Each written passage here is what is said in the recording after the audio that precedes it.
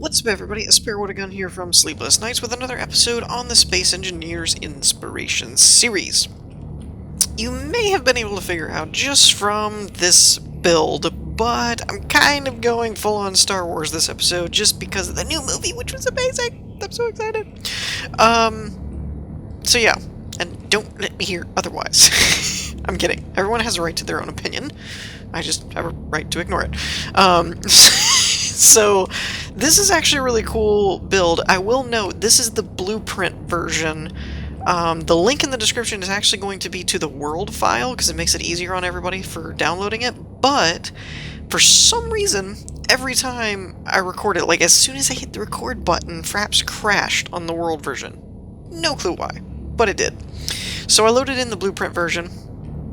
This is basically the new X-Wing. I don't know if it's actually considered an X-Wing type thing, but it's a interpretation, I should say. The description lists it as such, of the new X-Wings from the new movie, because they do look slightly different. One of the biggest notes on this model is the wing cannons. There is a Star Wars weapon pack mod, which I'm kind of surprised they didn't use, because the new ones, even in the new movie, still have the long stick cannon things on the end, unless there's a special model I didn't see. But overall, other than that, it may be more for functionality. It is survival ready, according to the description. So we're going to test it out and fly it around a little. Look at all the buttons! I'm so excited. Alright, so it comes with instructions. We have X-Wing controls flying tips. For best maneuverability, open wings and lock them in attack mode. Don't close wings unless you are landing. Only lock wing in landing mode during landing. Makes sense. When exiting a planet, pitch forward or pitch upward at around a 30-degree angle and hold space and W until out of the planet's gravity. This can, according to the description, land and transition in and out of planets, but I didn't want to load in a planet to find out. Okay, so number one is open close wings. Let's see how that works. Ooh, nifty. Turn wing rotors on and off. Lock wings in attack mode. Oh, I see. There's little mag locks on the wings. Ooh, that's cool. Okay. Laser cannons. Fun. Rocket launchers. Fun. Extend, retract landing gears, which is 6. Ooh, that's why you have to have the wings out for landing. Makes sense, because otherwise you're going to land at a weird angle. Lock, unlock ending gears. 8. Main engine on and off. Lock, unlock wing in landing mode. Tab 2. I can't read tab 2! Oh, yeah, I guess I can. Autopilot, jump, turn lights on and off. Ooh, we have lights. Go in stealth mode. Turn projection on. Ooh, that is so cool. It's like, yes, I need navigation systems. Boop.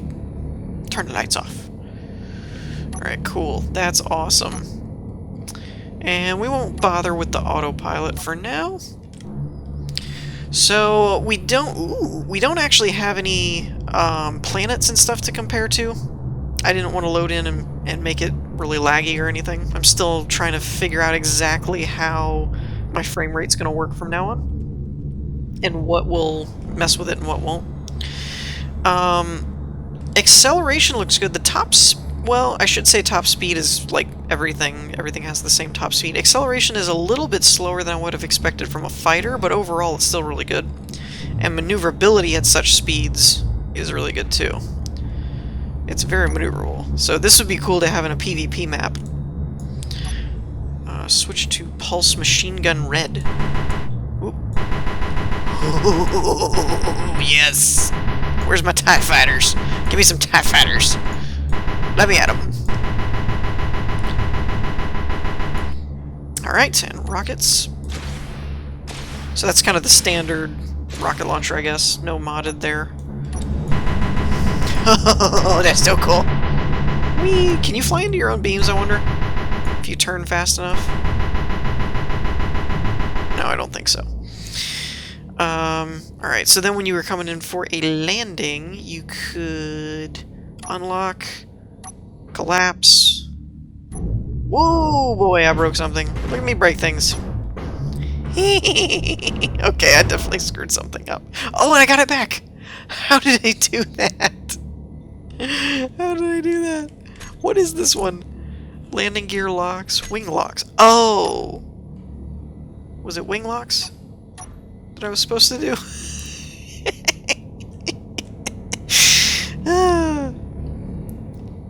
Alright, so let's try that again. Extend. Are there... Where are these wing locks? That's what I'm trying to find. I don't know. Alright, retract. Lock. Nope. Not working. Okay, that time it worked. Nope. It keeps saying it's locked. And they're not... I probably blew something apart or something. Oop. Oh boy. I don't know what I'm doing, but it's not liking something. I can't get the wings to close. Okay, whatever. We're gonna move on to the next one, and we'll go from here. You know it. You love it. It's the Tantive 8 Corellian Corvette. I think I got that right. I'm always bad with names. So this, as a lot of you are no doubt aware, is that infamous ship from the beginning of A New Hope, where the first ship seen in any of the Star Wars movies, because A New Hope was the first one. So this is actually a pretty cool build. It is a vanilla build. There are no mods, which some of the detail work may have looked a little more accurate, I guess we could say. With... Ooh, where's the door? There's a door here. There it is. Some of them may have looked a little bit more accurate with mods, but it'll definitely run better without them and things like that. So there's pistons extend. I don't want to extend anything because I don't know what I'm doing yet. I don't know. Can I turn off my lights? Is it too dark? Let's leave them off for a minute. This leads outside, I guess. Oops. Wrong one. There we go. Oh, I see. The little airlock hangar is actually an entry point. Interesting. Interesting use of an airlock, or really? Interesting use of a hangar. So yeah, I probably won't walk through this entire ship, but it is really cool. And fairly accurate, though we don't actually get to see the entire ship in the original movie, so some of it is probably left up to the imagination, which is still really cool. I am going to leave my lights on just for a minute so we can figure out where we're going. I don't see any doors in the back, which makes sense because all of that back part is going to be the ginormous thrusters. All of this stuff back here. So I don't think there's actually going to be any reason to go back there anyway. Really? Okay, so we got two hallways that lead towards the center, like the rest of them. These passageways actually do fit fairly well for the structure and design of the ship. We've got a up and down shaft there for the different floors, which we'll have to check out in a minute. Another door that I don't know where it goes. Woo! There's a merge block there, so that must be an escape pod, mayhaps? Let's go with escape pod, because there's a connector there. There is a merge block down here, gyroscopes. Yeah, that's totally got to be a merge, not merge pod. It's totally got to be an escape pod. You know, the ones that are very useful for hiding droids in, just saying. What else we got? Cryopods. Let's turn this getting kind of bright. Programmable blocks or computers. Ooh, don't know where that... I expected that to wrap around and go to the rest of the bridge. Negative. So here's the flight area where we control the ship. I do wonder where these floors end up going. Okay, so this is that front door we saw on the very front of the nose. And this is probably going to wrap back around into where that other one was. Oops, wrong button. Because there was another elevator type area. Where do you go? Ooh. I'm so confused. Okay, so there's control systems and things in here, but I don't really know what they're for. It's just kind of a door in the middle of the floor. Gosh. Light, dark, make up your mind.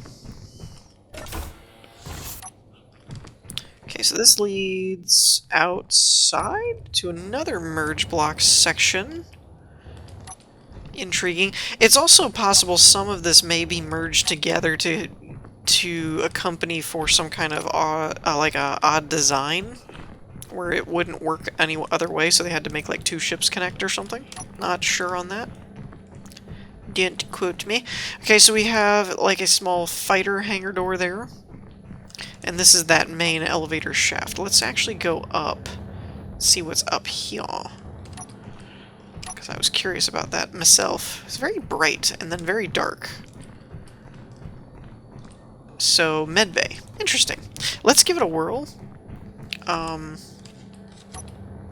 see how it flies. I've actually never flown in the atmosphere before, and this was just happened to be a world load, which is really interesting because I don't think I would ever build a ship this large, and I mean large, not like on the in terms of how much room it has, but in terms of the scale. I don't know that I would build one this big on a planet build, like a planet playthrough. It would be something that's up in like a capital ship floating up. I don't know that I would have it land.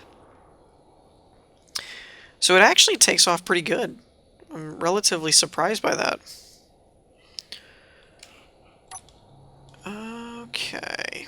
I don't know what the actual procedure is for taking off on planets and such, as, again, I have never actually done this before. Why am I going up and back? Probably because I've got it angled. Okay. Let's try... I don't think my back thrusters are even on. Oh, those are probably ion thrusters. Okay. So we're just going to need to try and kind of compensate and go straight up. I don't know if this is actually going to work or not, to be honest. Come on.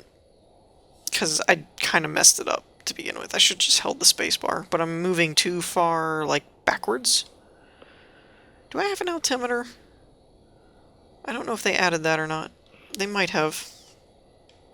I'm going to run into a mountain, aren't I?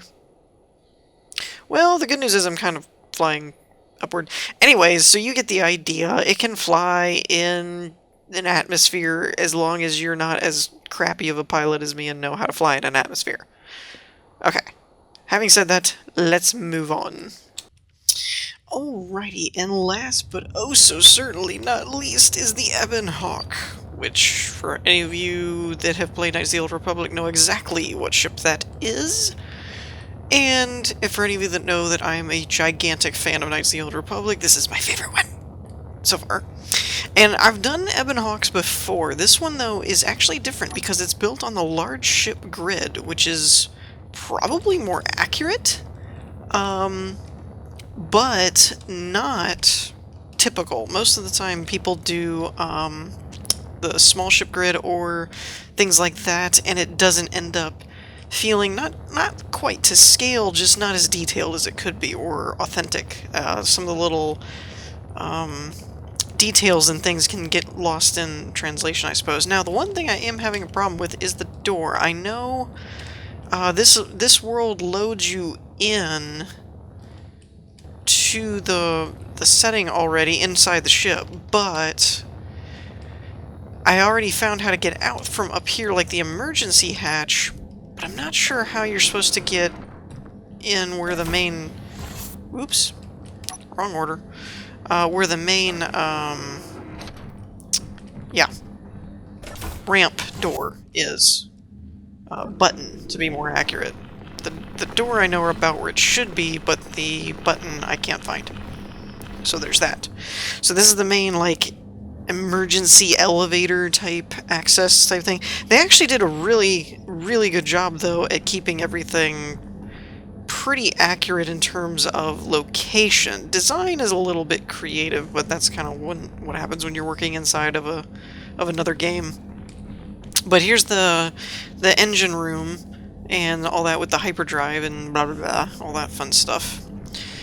When we go this way, we get the cargo room, and I'm pretty sure this was just cargo. I was gonna say engineering, but I'm pretty sure that's just the cargo room. And these walls were really, really well used.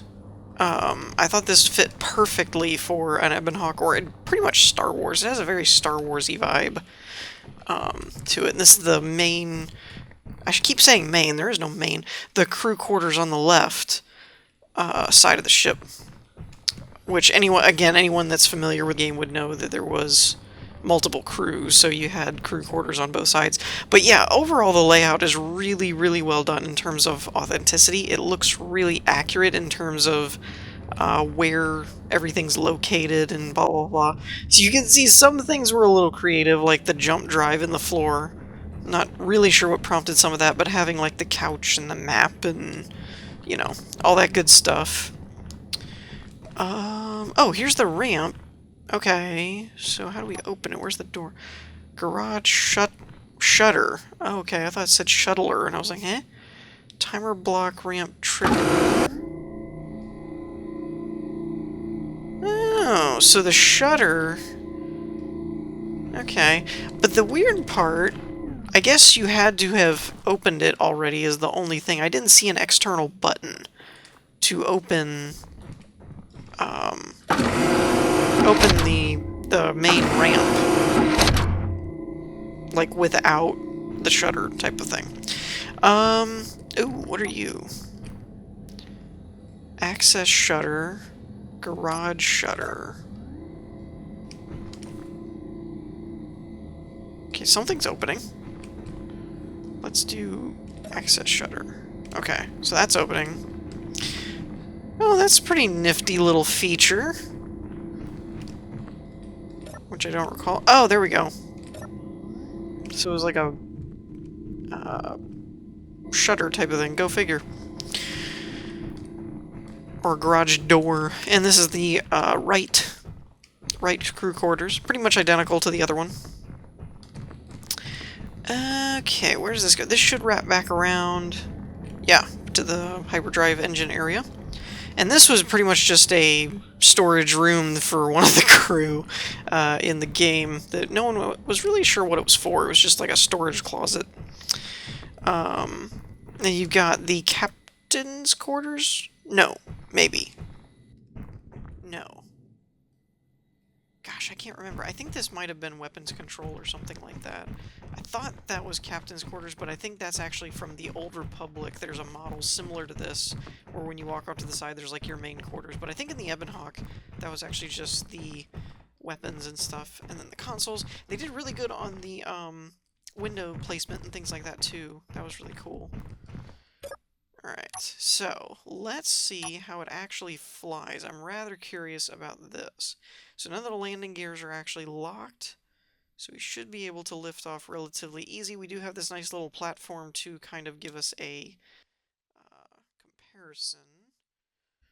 We'll retract our landing gears, which is all well and good.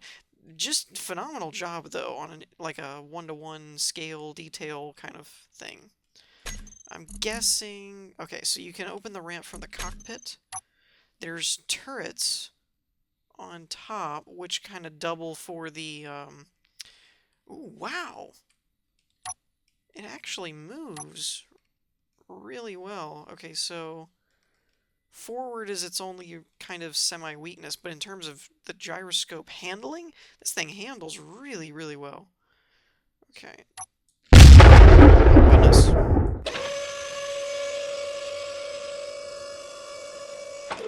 Well then. Okay, so that's pretty awesome. Alright, so that concludes this episode of Space Engineers Inspiration, aka the Star Wars episode. And I apologize, I know there were a few things on the workshop this week that actually did look really promising and really cool. And I may just end up featuring them next episode, possibly. Um, but with the wake of the new Star Wars movie and all that, I just had to do a Star Wars episode. It was just necessary. So, thanks for hanging in there with me and sticking with my Star Wars fanboyism sometimes. So we're gonna wrap things up here. In the meantime, I hope you all enjoyed. If you did, leave a like, and I will see you all next time. Peace.